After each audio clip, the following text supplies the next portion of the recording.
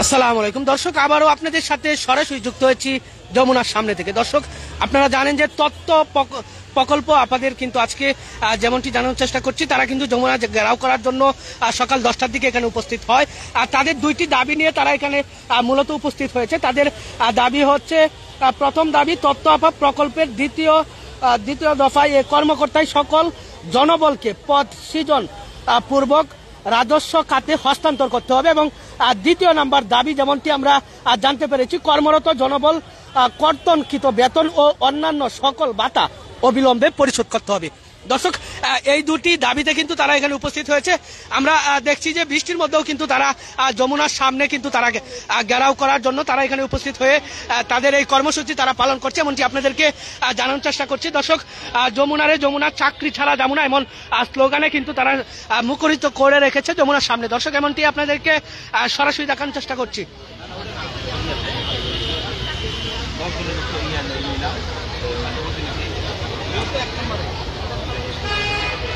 দর্শক, তাদের হাতে আমরা কিছু ব্যানার দেখতে পাচ্ছি, যেখানে তারা লিখে রেখেছেন যে 1, 2, 3, 4 চাকরি আমার অধিকার। এবং তারা বলছেন যে নারী সংস্কার কমিশন দেখতে এলো না ওয়ানশন, অর্থাৎ নারী সংস্কার যে কমিশন আছে সেই কমিশন কিন্তু তাদেরকে দেখতে এলো না, এমন তারা দাবি করছেন। দর্শক, 10টার দিকে আমরা দেখেছি যে তথ্য প্রকল্পের যে দ্বিতীয় দফায় তারা সরকারি খাতে তাদেরকে রাজস্বকরণ করার দাবিতে কিন্তু যমুনা ঘেরাও করতে এসেছেন অসংখ্য নারী সদস্যরা। আরেকটি বিষয় দর্শক আপনাদেরকে জানিয়ে রাখতে চাচ্ছি যে তারা কিন্তু 5 দিন যাবৎ আমরা যেমনটি জানতে পেরেছি, তারা প্রেস ক্লাবের সামনে অবস্থান কর্মসূচি দিয়েছিলেন এবং অমরণ অনশনে তারা কিন্তু সেখানে 5 দিন অবস্থান করেছেন। তারা অনেক জায়গায় তারা আমাদেরকে জানিয়েছেন যে তারা স্মারকলিপি দিয়েছেন, কিন্তু কোনো রেসপন্স না পাওয়ার কারণে আজকে যমুনা ঘেরাও করতে এসেছেন। এবং যমুনা ঘেরাও করতে এসে তারা যেমন বাধার সম্মুখীন হয়েছেন, আমরা তাদের কাছ থেকে শুনতে পেরেছি যে নারী পুলিশ সদস্য এবং পুরুষ পুলিশ সদস্যরা যারা ছিলেন তারা কিন্তু তাদের উপর লাঠি চার্জ করেছে, এমনটি দাবি করেছেন। এবং কয়েকজনকে আমরা যেমনটি দেখেছি যে তারা কিন্তু সেন্সলেস হয়ে পড়েছিলেন কয়েকজন, এবং কয়েকজনের হাতে এবং পিঠে কিন্তু তাদের যে আঘাতের চিহ্ন সেটি কিন্তু আমাদের সামনে উপস্থাপনা করেছেন। দর্শক, এমনটি আপনাদেরকে দেখানোর চেষ্টা করছি যমুনার সামনে থেকে। জানতে এবং দেখতে সাথে থাকুন।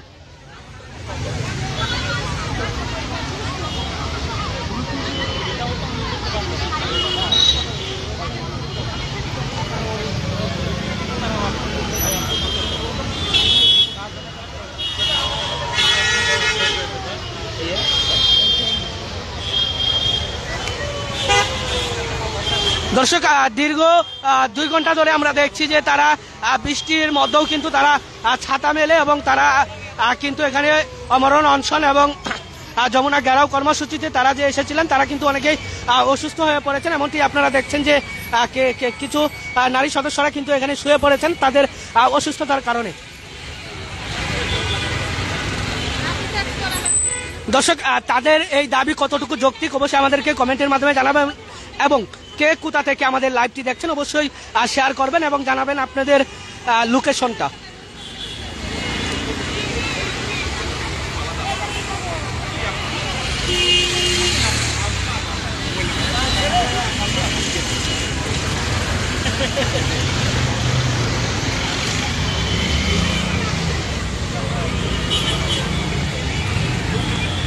দর্শক, যারা এখানে উপস্থিত হয়েছেন তাদের সঙ্গেও আমরা কথা বলে জানতে চাইব তাদের প্রতিক্রিয়া।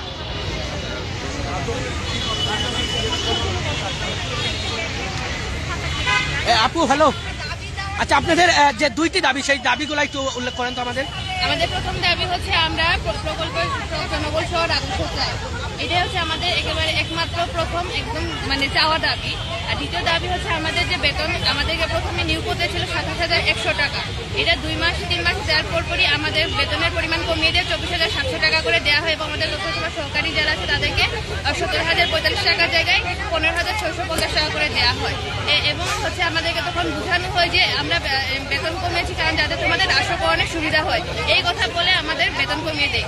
আমরা তখন আমাদের প্রকল্প প্রধান আমরা ভেবেছি যে ওনারা আমাদের জন্য কাজ করে যাচ্ছেন রাষ্ট্রকরণের জন্য, কিন্তু শেষ পর্যন্ত এসে দেখলাম ওনারা আমাদের রাষ্ট্রকরণের কোনো কাজ তো করেনি। প্রকল্প মেয়াদ শেষে 1 বছর করে মেয়াদ বাড়িয়ে এখন এসে ওনারা প্রকল্প বন্ধ করে দেওয়ার দায়ী তারা করছেন এবং প্রকল্প বন্ধ করে দিয়ে দ্বিতীয় পর্যায়ে বন্ধ করে দিয়ে তৃতীয় পর্যায়ে নিয়ে আসবেন এবং জনবল নেবেন ওনারা আউটসোর্সিং এ। এখানে আমরা এই মানে 1968 জন কর্মী একেবারে তৃতীয় ধাপে পরীক্ষা তিন ধাপে পরীক্ষা দিয়ে আমরা নিয়োগ পেয়েছি। রিটেন দিয়েছি, তারপর কম্পিউটার টেস্ট দিয়েছি, ভাইবা দিয়েছি, সব ধরনের মন্ত্রণালয় থেকে আমাদের পরীক্ষা নিয়ে নিয়োগ দেওয়া হয়েছে। সেখানে আউটসোর্সিং এ কি পরীক্ষা হয় আপনি বলেন? আউটসোর্সিং এ তো কোম্পানির মাধ্যমে লোকবল নেওয়া হয়েছে এবং সেখানে যমুনা ঘেরাও করার কর্মসূচি আপনারা কেন দিলেন? আমরা গত বুধবার থেকে অনশন কর্মসূচি শান্তিপূর্ণভাবে মানে পালন করছি। আমাদের সাথে আমাদের যারা অভিভাবক মন্ত্রণালয় থেকে আমাদের প্রধান কার্যালয় থেকে কোনো ধরনের কোনো যোগাযোগ বা আমাদেরকে দেখতে আসেনি।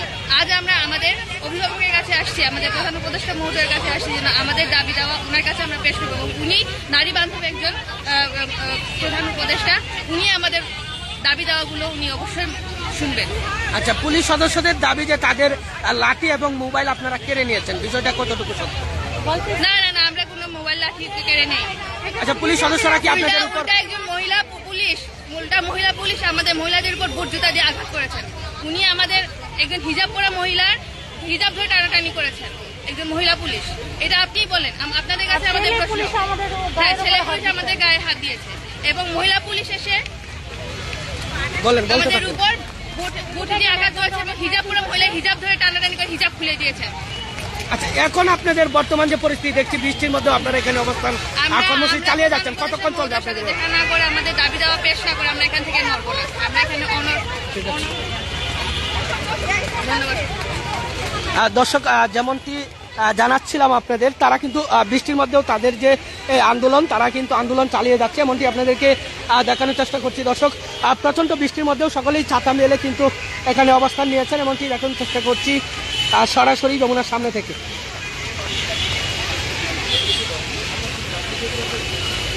দর্শক, এই ছিল আমার কাছে যমুনা ঘেরাওয়ের তথ্য আপার প্রকল্পের যে কর্মসূচি, সেটার সর্বশেষ পরিস্থিতি। পরবর্তী আপডেট পেতে পেজটিতে লাইক, কমেন্ট, শেয়ার করে পাশে থাকার জন্য অনুরোধ জানাচ্ছি।